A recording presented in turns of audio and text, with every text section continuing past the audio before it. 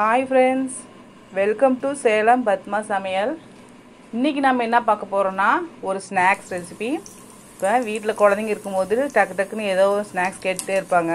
அப்ப நாம கொஞ்சம் இந்த உருளைக்கிழங்குனா ரொம்ப பிடிக்கும். அதை வச்சு ஒரு போண்டா, அதுவும் பாத்தீங்கன்னா நம்ம டீ கடை ஸ்டைல்ல பண்ண போறோம்.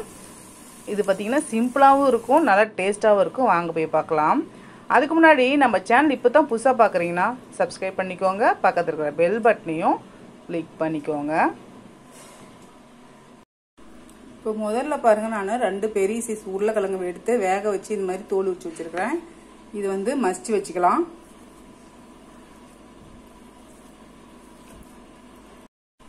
இப்போ பாருங்க, நான் வந்து ஒரு பேன் வச்சிருக்கேன். இதில் நான் ஒரு 2 டீஸ்பூன் அளவுக்கு எண்ணெய் ஊற்றிக்கிறேன். இதில் 1/2 டீஸ்பூன் கடுகு, 1/2 டீஸ்பூன் உளுத்தம்பருப்பு வச்சிருக்கேன். அதை சேர்த்தலாம். இது கொஞ்சம் பொரியட்டும். இப்போ கடுகு பொரியுது. 1/2 டீஸ்பூன் சோம்பு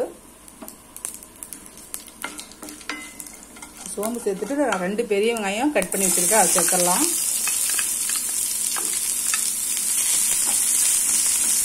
இது கூடவே நான் காரத்துக்கு ஒரு 2-3 பச்சை மிளகாய் கட் பண்ணி வச்சிருக்கேன். அதை சேர்த்துட்டு ஒரு சின்ன துண்டு இஞ்சி, இப்போ கொஞ்சமா கருவேப்பிலை. இப்போ இந்த வெங்காயம் கொஞ்சம் வதங்கட்டும். இப்போ வெங்காயம் வதங்கிருச்சு. நம்ம இந்த உருளைக்கிழங்கை சேர்த்துடலாம். மசிச்சதை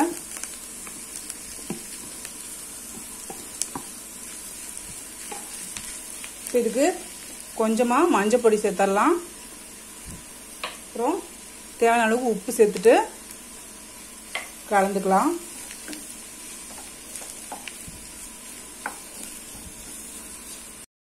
இப்போ நான் கொஞ்சமா மல்லி இலை போட்டுட்டு கலந்துட்டு ஸ்டவ் ஆஃப் பண்ணிடலாம்.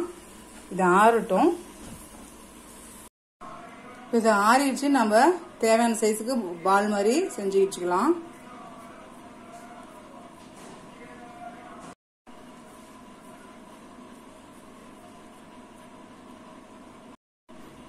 மாவு கலக்கிறதுக்கு பாருங்க, ஒரு பவுல் எடுத்திருக்கேன்.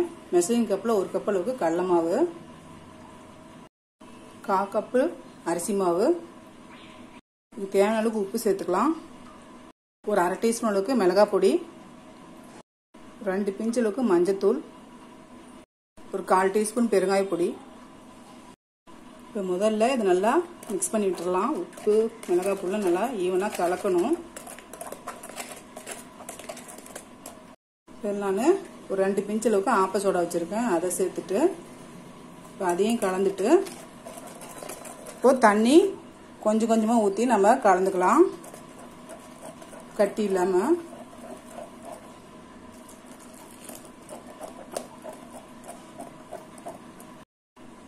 இப்போ பாருங்க, நான் இந்த அளவுக்கு கலந்துட்டேன்.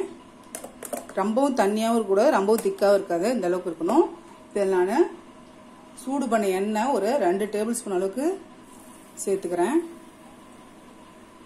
இப்படி செய்யும் போது நல்லா கிறிஸ்பா இருக்கும், டீ கடையில் கிடைக்கிற மாதிரி.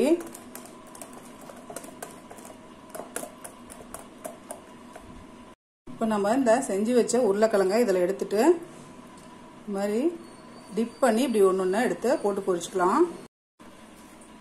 இப்போ பாருங்க, எண்ணெய் காஞ்சிருச்சு. எடுத்து ஒன்று போட்டுடலாம்.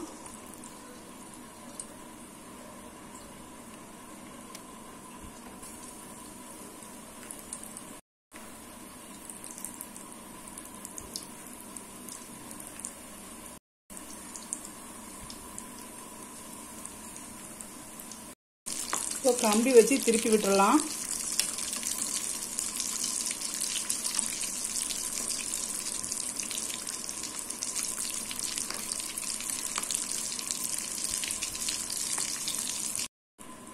இப்போ பாருங்க, நல்லா செவந்துருச்சு. எடுத்துடலாங்க. அவ்வளோதான். சூப்பராக நம்ம டீ கடை ஸ்டைலில் உருளைக்கிழங்கு போண்டா ரெடிங்க.